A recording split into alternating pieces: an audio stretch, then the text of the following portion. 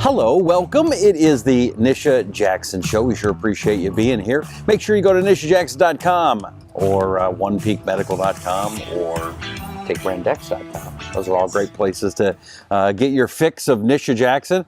And also, make sure you get your fix every single week here on the Nisha Jackson Show. Subscribe. Just hit that subscribe button, also the notification button, and share.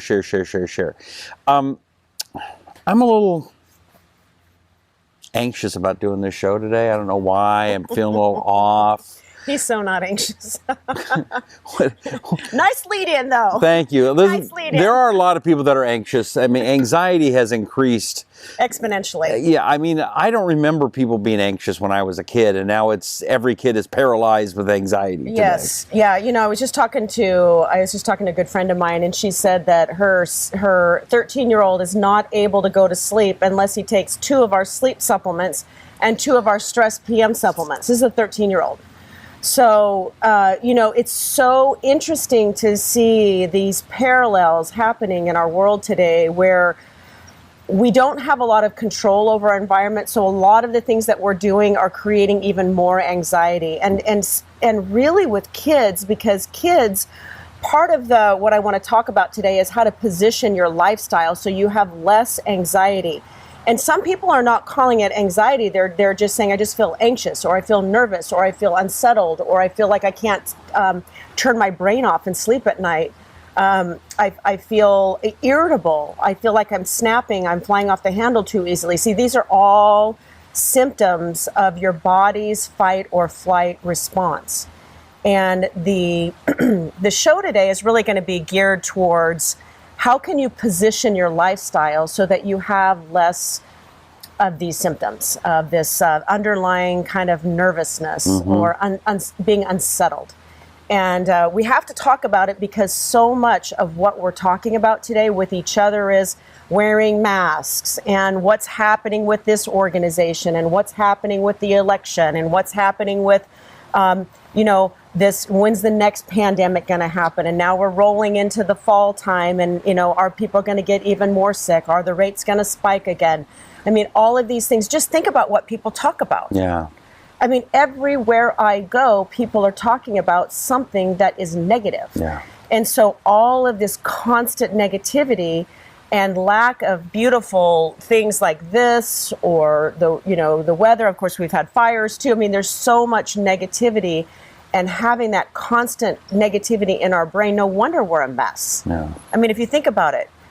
And so the only way to offset that, besides taking care of your body and besides maybe some supplementation, all of which we've talked about on previous shows, is to try to change what's coming into your body and what you're surrounding yourself with. So let's just talk about kids, because it's relevant for adults also. Yeah. And that is when we don't have social connectivity, we are going to be anxious. There is a reason why social connectivity is one of the key factors in allowing you to live longer. It's in the top 3. Really? It's in the top 3 reasons why people can live longer. So if you take social connectivity away from kids, they don't have an ability to be able to offset this underlying nervousness and anxiety. First of all, if they're not with other kids, often they're more sedentary. They're sitting and gaming all day, or they're on their phone all day, or they're in front of a TV all day, and they're not moving their body, and they're not with other kids, they're not laughing and connecting up. And that can cause anxiety or just nervousness or irritability in a child. So we're seeing that a lot with kids, and they're driving their parents crazy. I mean, and that's making the parents more nervous and anxious. So this is a really interesting little vortex that we're in right now, is all of the negativity, all of the inactivity, lack of social connectivity is creating more anxiety. So what can we do about that? And, now that things are loosening up just a little bit, I think that the social connectivity has to be brought back in, maybe even in small groups. So I'll let you all figure that out on your own, how that might happen. But we have to take that seriously. Somehow we have to get dinners in our homes, where we can have, 2 or 3 people where we get our kids met up with other kids if that's possible. There's so many ways to reduce anxiety. We can also start changing the way we're eating. I would say most people that I know during the last 6 months, I don't know if this is true for you, Rusty, most people that I know have gained at least 10 pounds. I have my COVID-19 right here. So you got to get back to what works for you. Do not feel so depressed that you can't turn this around. The one thing about weight gain is you can fix it. It's fixable. It's not a death sentence. You can fix weight gain, but you've got to turn it around. You have to get back to what you know works. And that is that you have to have consistency, which means that you better be doing this consistent for 6 weeks before you make a determination whether it's working or not. So it's a sweet little hummingbird. Yeah. We had 2 little hummingbirds just circling our little area here. See, that's a good thing for reducing anxiety is nature. Yeah. Yeah, okay. So getting back to what works, so eating real food and getting away from cooking foods and eating foods that are packaged, that aren't good for you, that are storing up more toxins in your body and putting more fat on your belly. So avoiding sugars, avoiding flours, packaged foods, just eat real foods. Vegetables, lots of vegetables. 50% of your diet should be vegetables, preferably vegetables that are organic. If not, clean them really good. And lean proteins, nuts and seeds, a little bit of fruit, but mostly that's your diet. Whole grains, as long as they're high fiber, you want to get as high a fiber as possible because that slows the release of sugar into your system. So that's really important for reducing anxiety. One of the most common things you can do to reduce anxiety is just, and this is something I have to work at, is just making time to relax more. So, you're not good at that. That's why I have a horse and a dog, because they force me to relax. And but if you think about women today, so I think about the women that work in our office. We have 96 women that work for our company. And how many men? We have 4. Oh, no, we have 5 men now. We have 5 men and 96 women. So I'm not biased. It's just the medical field. It's just the medical field. We love men, by the way. We love men. We want to hire more men. So if you're a man out there and you want to apply to One Peak Medical, feel free. We will interview you. Anyway. So we have 96 women, and it's so disheartening for me to think about what women are going through right now. So they're working full-time in our office, one of our medical offices, and then their kids are being homeschooled, and their husbands or partners are often working too. And so they're having to work, run home at lunch, or connect with their kids at lunch, make sure they're doing their homework, or they've had to hire somebody to come in and take care of their kids to teach them. It's really tough. It's the craziest thing ever. So talk about not being able to relax is women today and men who are feeling so stretched from having to work, get their kids educated, and their kids are just not wanting to do it. They're just not having it. I would have been terrible this time. I would have too. I mean, seriously, I would have just lost it. Yeah. So I have so much sympathy and empathy for people today who are having to really be stretched thin, because one of the ways to reduce anxiety is to relax more. But when do you do that when you don't have time? Right. So relaxing more is something you can do even 10 minutes a day. So what I might recommend is, instead of racing home to your children after work, if this is the situation, it might be, I remember doing this when my kids were at home, it might be that you pull your car off to the side of the road and you just put your chair back in your car for 10 minutes and just breathe. It might, and I mean, no phone calls, no emails, no texting, no nothing else, just literally just in a safe place. Or maybe even in your driveway when you get home, before you go in, just stop your brain for 10 minutes and breathe. And it's just a reset.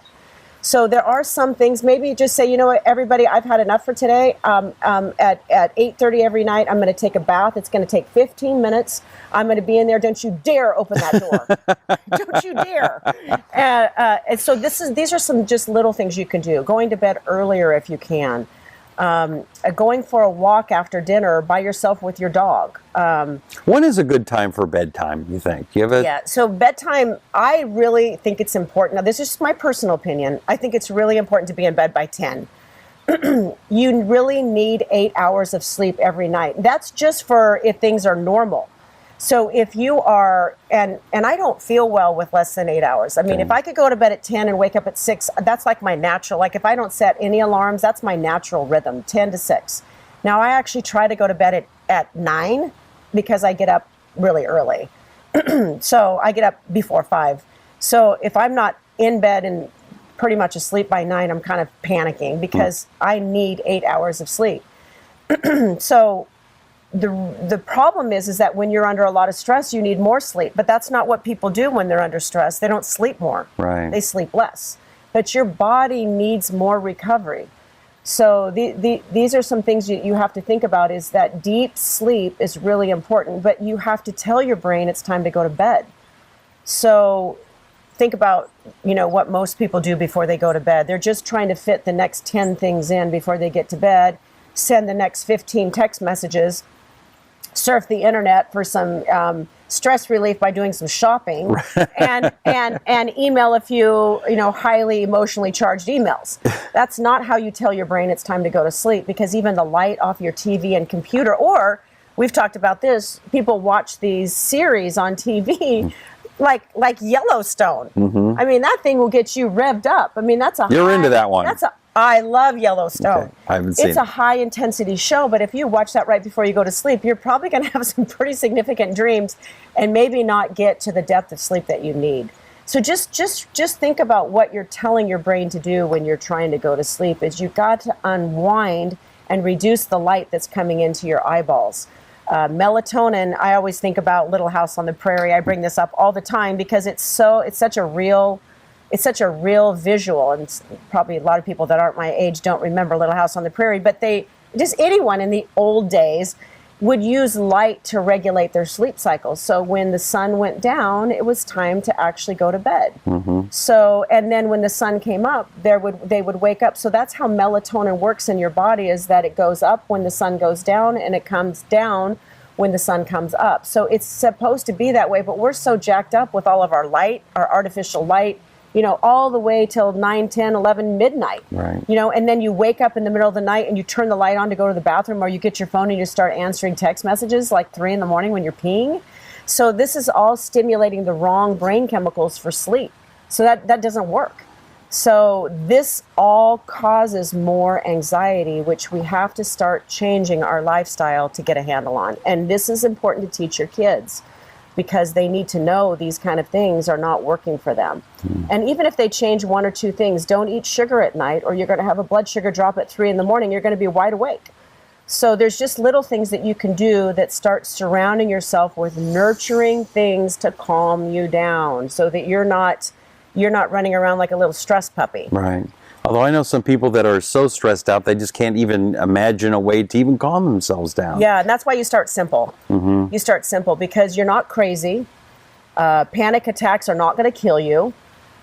We've talked about this before, that panic attacks are the opposite of impending death. You're not going to die because it's your body fighting. It's the fight or flight response. So your body's actually trying to fight to get you to be okay. So panic attacks are not going to kill you. So, but you have to start changing things that get your body and your mind and your thoughts to calm down.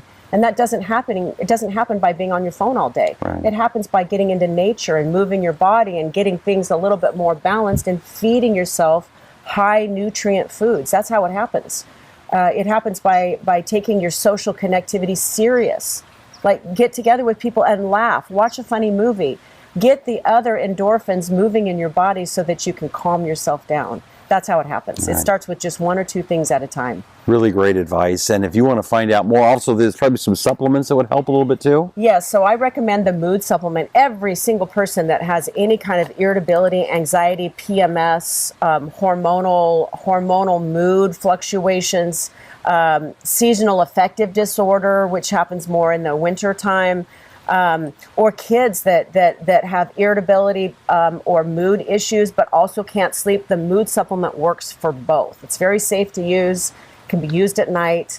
I also use it to help people get off antidepressants that don't want to be on them. It's a slower process, but it works really good for that.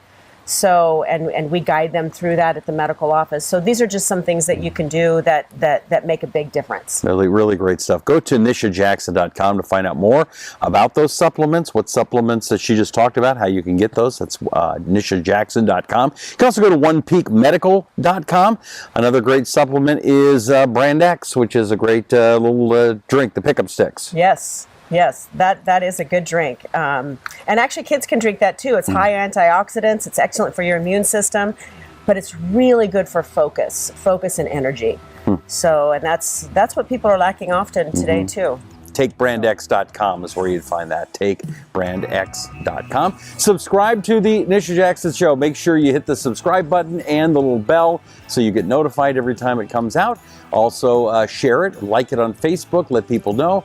And if you're watching or listening on Apple Podcasts, Google Podcasts, make sure that you subscribe and share as well. Until next time, we sure appreciate you. I'm Rusty Humphries. That's Nisha Jackson, and this is the Nisha Jackson Show. Stay cool and calm.